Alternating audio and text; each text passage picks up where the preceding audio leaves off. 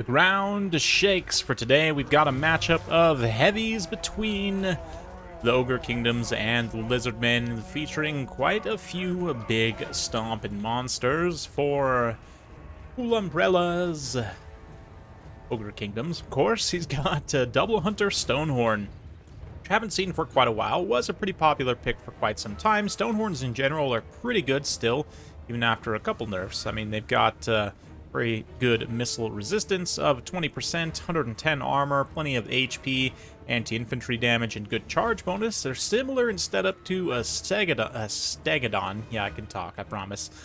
Speaking of Stegadons, we've got the Regiment of Renown Ancient Stegadon Thunderous one here with, again, 70 charge bonus, great anti-infantry damage, even heavier armor, 15% missile resistance. A Life Slan here as well to provide some healing, regrowth, force and banishment, excuse me.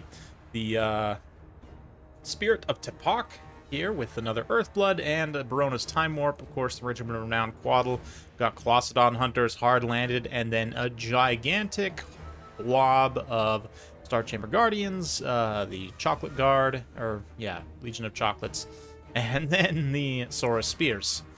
As for the rest of the Ogres, we've got some Noblars here, of course, Bulls, Saber Tusk Pack, a Slaughtermaster of the Great Maw, some Iron Guts, and some anti-infantry OP trappers. So it's pretty standard ogre build. Again, double trapper on the Stonehorn used to be really popular, I feel like. I haven't seen it as much lately, but still quite good. These Stonehorns right now are going to be used as bait to try and pull these monsters away from their spear doom blob here and draw them out of position. Although, to be honest, for the Thunderous one, it is probably better to be operating outside of its own spear doom blob.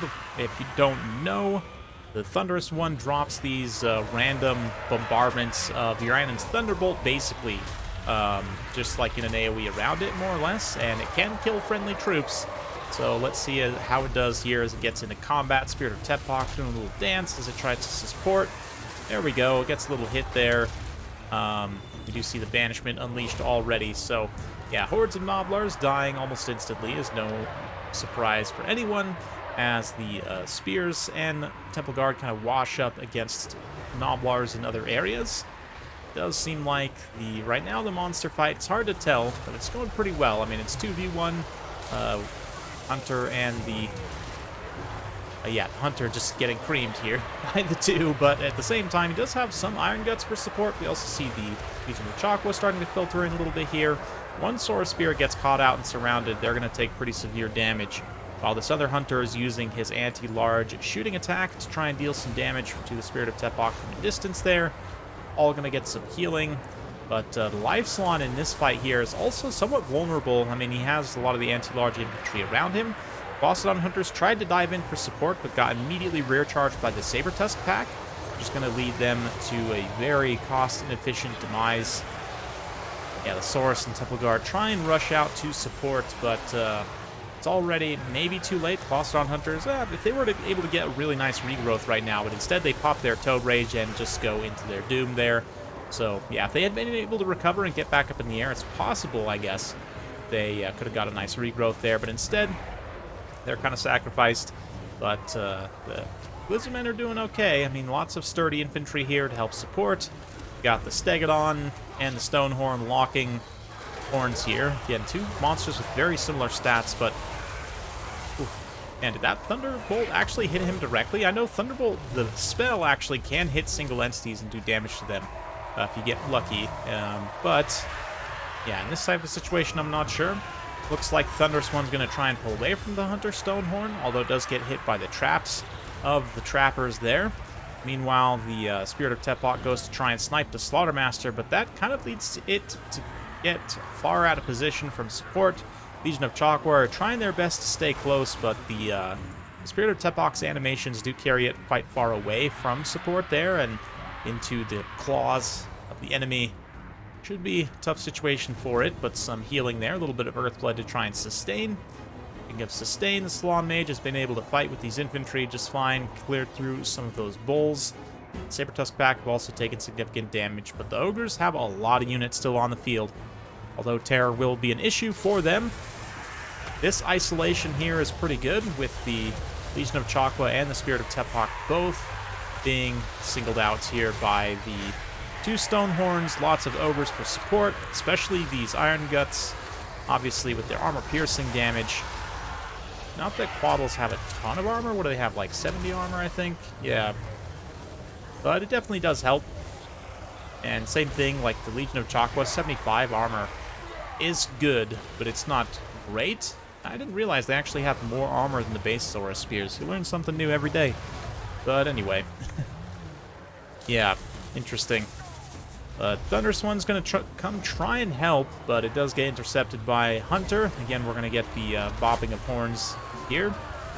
And the Hunter doesn't throw his javelin in melee, but the Skinks are definitely shooting their blowpipe. Not that it makes that much of a difference, but it does poison the Hunter, which I guess in a 1v1 would lead to the Thunderswan probably winning out in the long run, but it is getting shot in the back right now by the Noblar Trappers.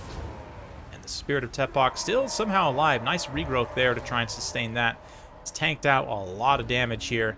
And let's see, it does get back up into the air there. We'll be able to get down and snipe that Slaughtermaster. It does look like they're going to try. And will the Slaughtermaster be terrified away here and not be able to heal anymore for the Ogres? We shall see.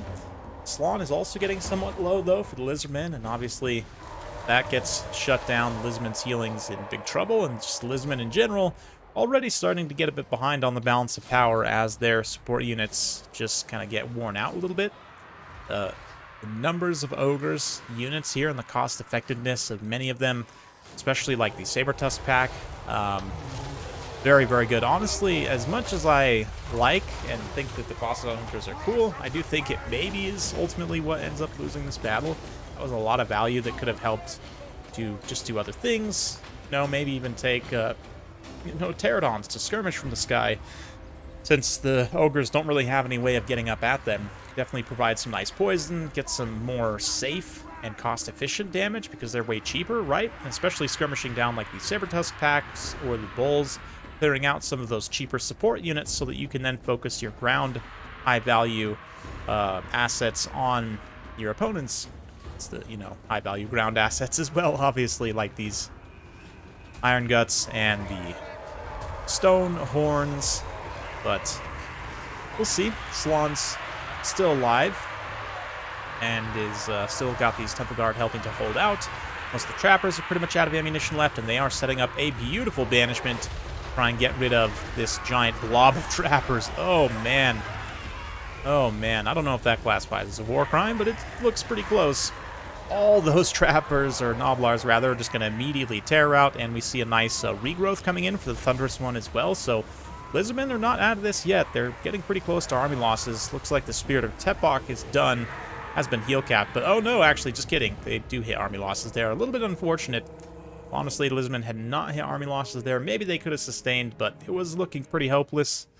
Yeah, just a little bit thin. Most things are going to do okay. I mean, I guess, yeah, the regular Sora Spears kind of struggled to a degree. Legion of Chakwa does quite well.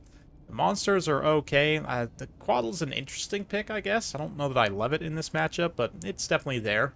Definitely exists, and didn't pay for itself, but the Thunderous one did. So maybe just double Ancient Stegodon, honestly.